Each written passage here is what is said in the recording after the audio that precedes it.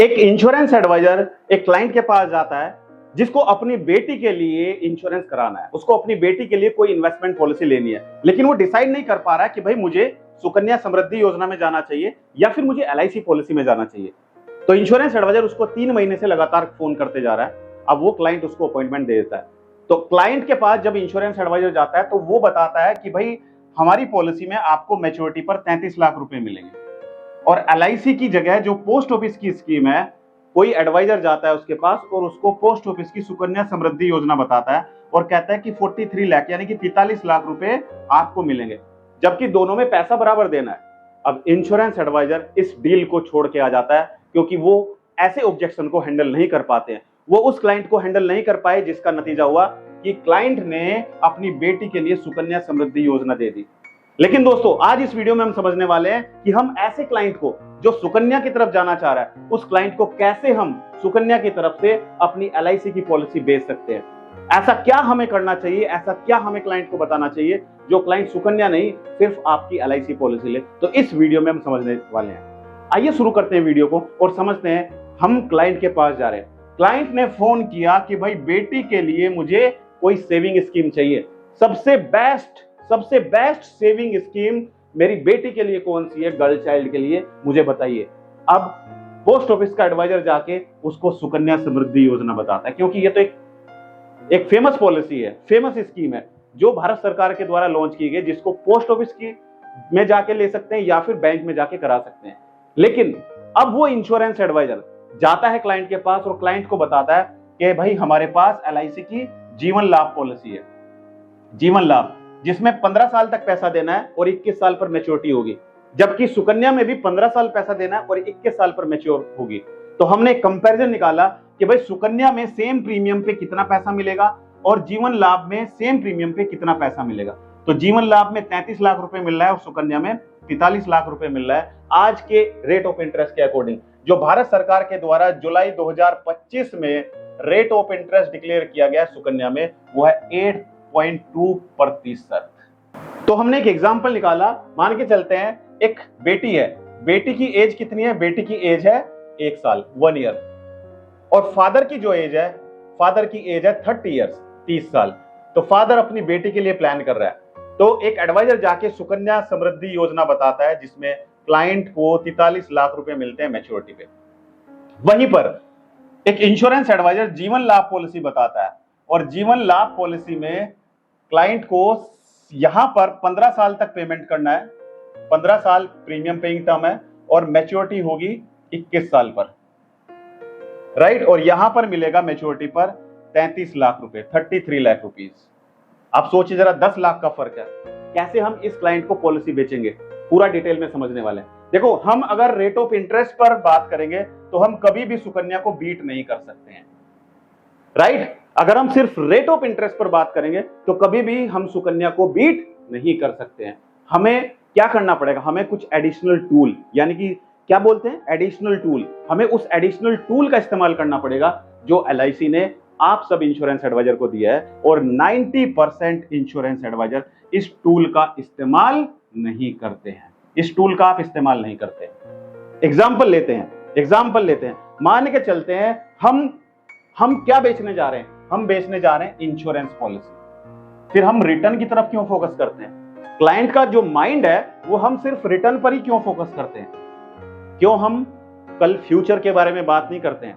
Uncertainty, कल कुछ भी हो सकता है, कल कुछ भी हो सकता है।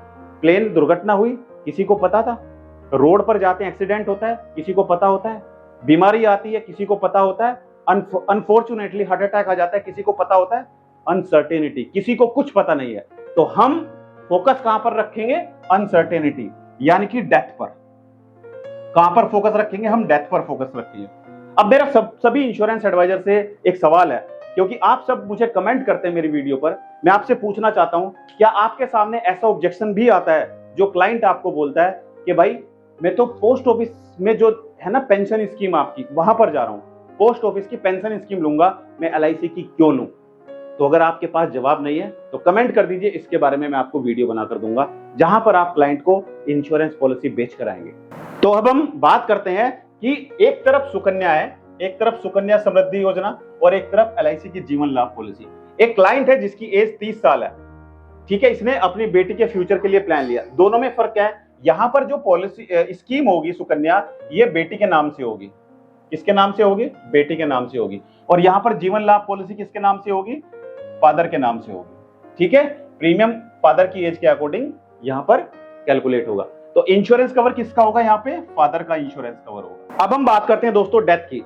एक केस में जीवन लाभ अगर फादर की डेथ हो जाती है, दूसरे केस में सुकन्या अगर फादर की डेथ हो जाती है। इसके साथ साथ हम समझेंगे डिसेबिलिटी आ जाती है। अगर फादर डिसेबल हो जाता है, फादर का कोई परमानेंट डिसेबिलिटी आ जाती है, एक हाथ कट जाता है, एक पैर कट जाता है, दोनों हाथ कट जाते हैं, दोनों पैर कट जाते हैं, यानी कि फादर काम करने की स्थिति में नहीं है, तो जब काम नहीं करेगा तो इनकम कहां से आएगी?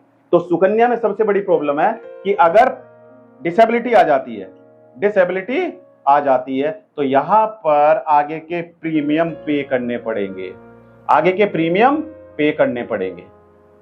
आई बात समझ में?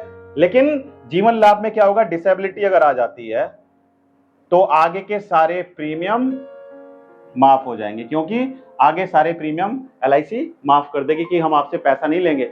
LIC समझती है कि भाई अगर पॉलिसी होल्डर परमानेंट डिसेबल हो गया तो वो प्रीमियम कैसे पे करेगा, तो यहाँ पे रिलैक्सेशन मिलता है और आगे के सारे प्रीमियम माफ हो जाएंगे डिसेबल होने पर। ठीक है, डिसेबिलिटी होने पर। इसके साथ साथ LIC क्या देगी? LIC जो भी सम एश्योर्ड होगा, अगर 10 लाख का सम एश्योर्ड है तो ये 10 लाख रुपए अगले 10 सालों तक परिवार को इनकम देगी, यानी कि पॉलिसी होल्डर को इनकम देगी। हर साल 1 लाख रुपए पे करती जाएगी पॉलिसी होल्डर को। समझ आई बात? क्योंकि अगर वो परमानेंट डिसेबल हो चुका है तो उसको जीने के लिए पैसा तो चाहिएगा, खर्चे के लिए पैसा तो चाहिएगा। तो LIC क्या देगी? LIC डिसेबल होने पर हर साल 1 लाख रुपए पे करेगी अगले 10 सालों तक, जबकि यहां पर डिसेबल होने पर कोई पैसा नहीं मिलेगा। डिसेबल होने पर कोई पैसा नहीं मिलेगा सुकन्या में। ठीक है, अब आती है बात डेथ की। अगर फादर की डेथ हो जाती है, अगर फादर की डेथ हो जाती है तो डेथ होने पर परिवार को कोई पैसा नहीं मिलेगा। अगर फादर की डेथ हो गई तो परिवार को कोई पैसा नहीं मिलेगा और एक सरदर्दी और बढ़ जाएगी कि जो प्रीमियम था वो प्रीमियम भी पे करिए सुकन्या का। लेकिन LIC पॉलिसी में क्या होगा? अगर फादर की डेथ हो जाती है तो जितना भी इंश्योरेंस अमाउंट था नॉर्मल डेथ पे और एक्सीडेंटल डेथ पे वो मिल जाएगा। मान के चलते हैं हम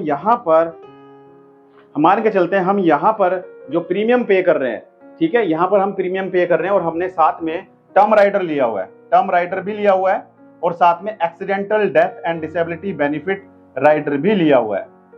ठीक है, इस पॉलिसी में जीवन लाभ में।